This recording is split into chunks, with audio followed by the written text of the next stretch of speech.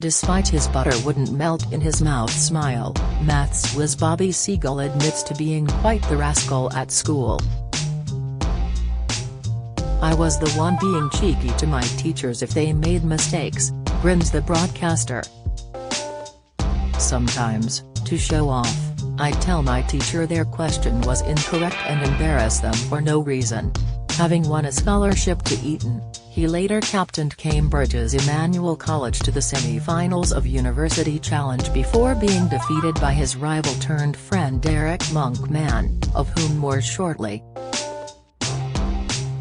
He has since become a familiar face on quiz shows and documentaries. No surprise then the precocious pupil was able to outwit his teachers. "I did it in anything, whether it was a wrong history date or a grammatical error in English," he recalls with just a smidgen of smugness. "I once got detention in year 8 of secondary school because I pointed out an error in my chemistry teacher's work. I went on a silent protest for a term in that class. I didn't answer a single question.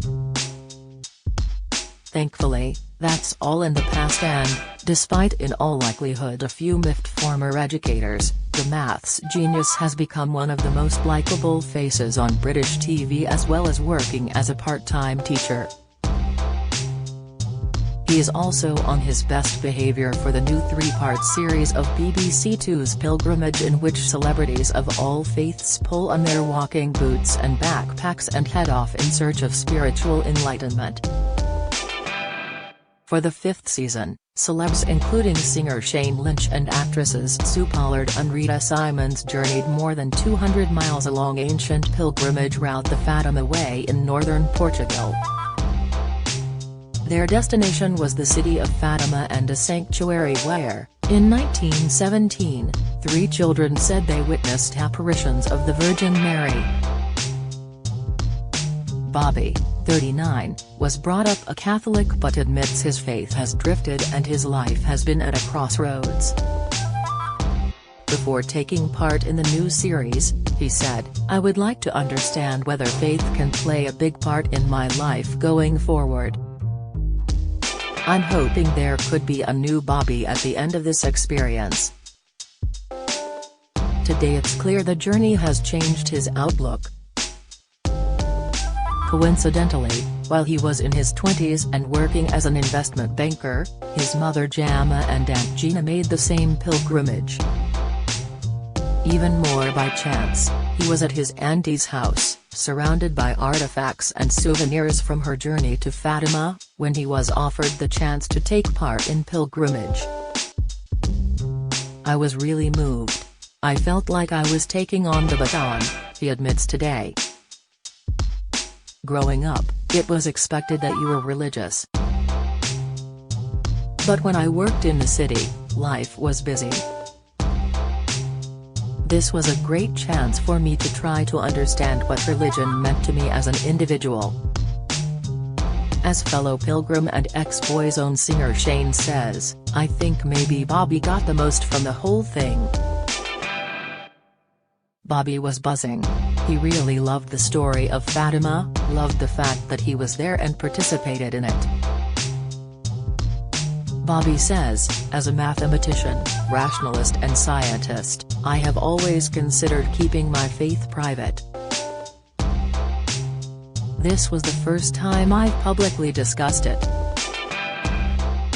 Brought up on an East London council estate by immigrant parents from India, Bobby is the second of 4 brothers, all high flyers, who attended either Oxford or Cambridge universities.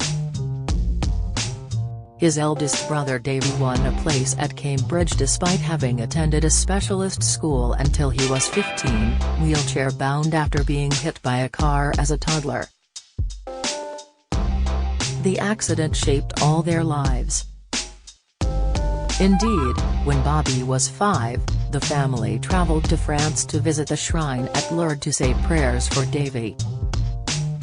"My parents are quite risk-averse, very law-abiding, and that all comes from that experience, that trauma, early on.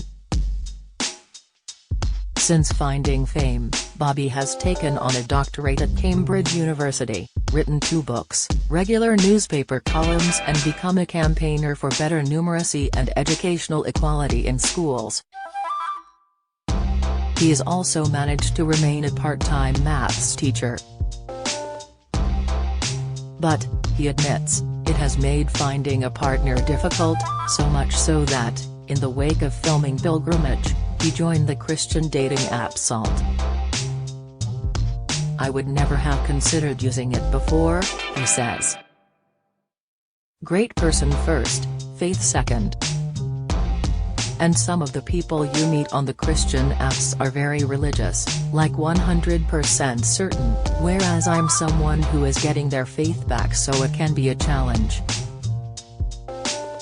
He adds, "The ones I like the best are the people who recognize me but who don't look me up properly because they want to get to know me.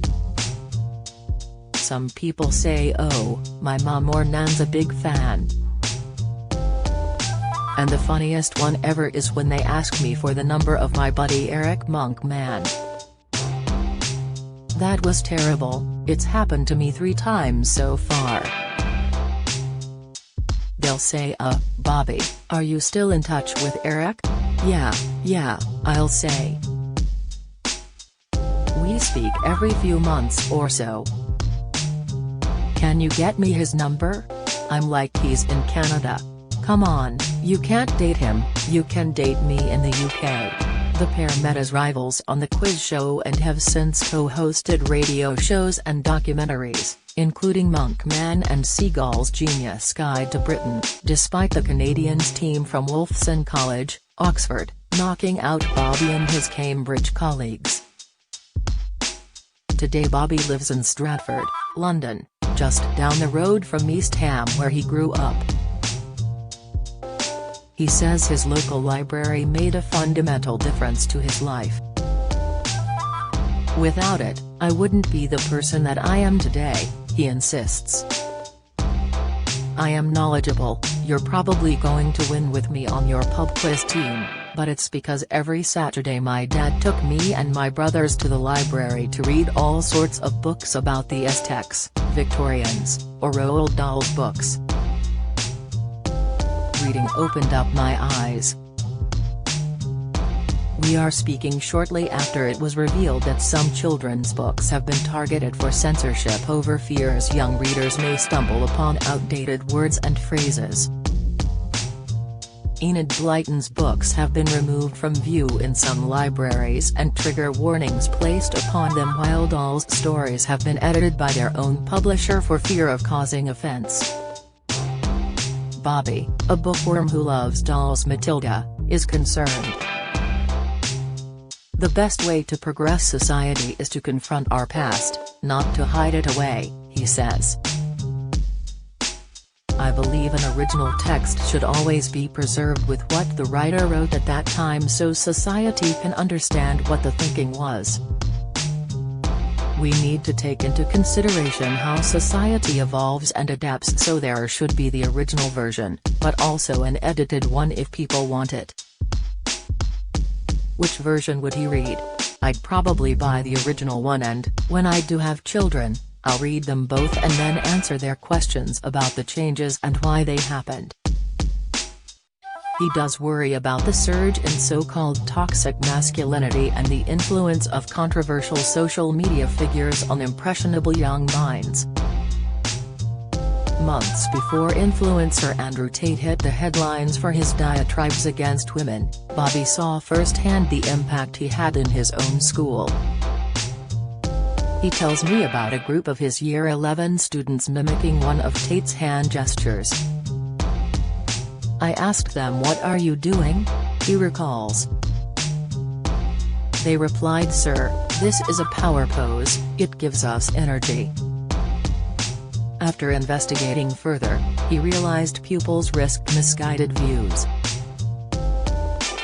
The school later held assemblies warning pupils about British-American Tate, 36, who was recently arrested in Romania on suspicion of rape and human trafficking, and the potential harm of such messages. Bobby is generally a champion of social media and technology.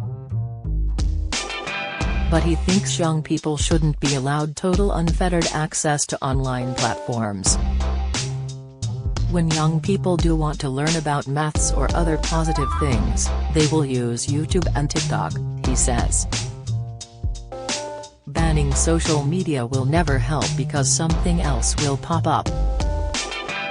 Society needs to learn how to support and educate our young people.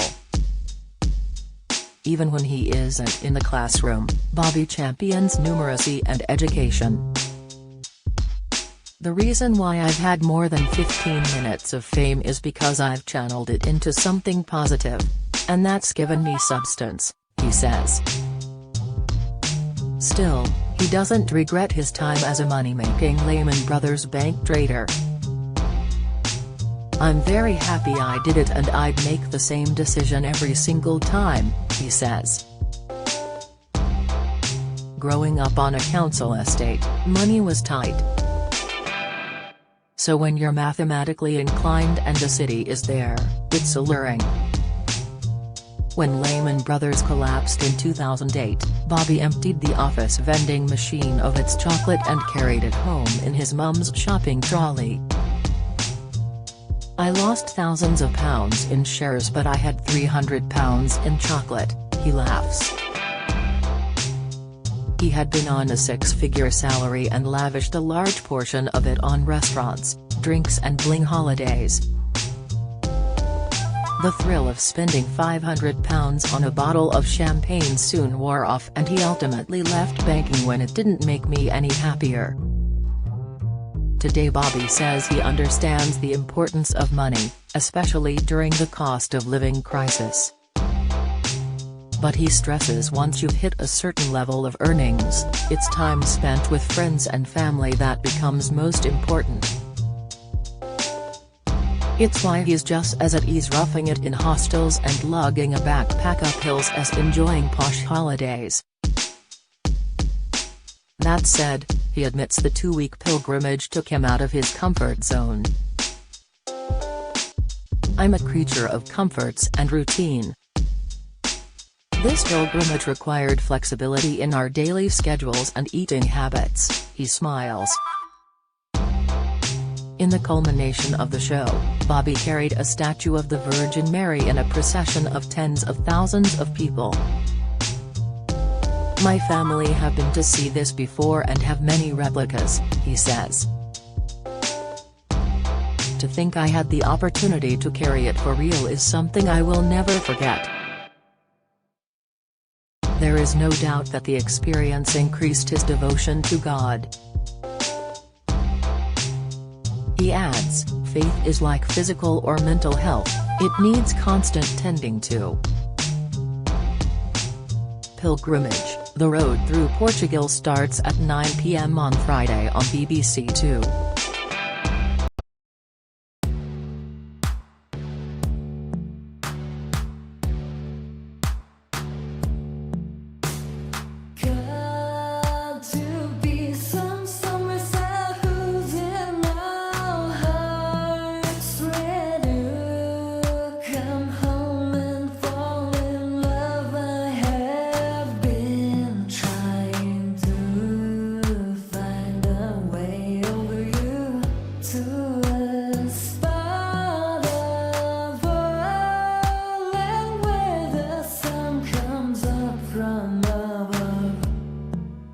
Now take